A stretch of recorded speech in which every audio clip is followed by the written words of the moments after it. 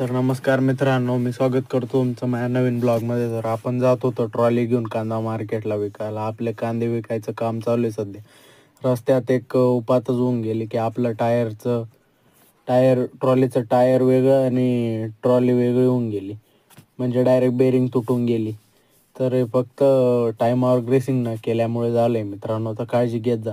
मग काय, आपण उचलायला जॅक नव्हता त्यामुळे एक ट्रॅक्टर बोलवलं आणि हायड्रोलिक उचलून घेतला. नंतर जॅक लावला त्याला, कारागीर बोलवला आणि बेरिंगा वगैरे ग्रेसिंग वगैरे करून नवी बेरिंगा टाकून घेतल्या.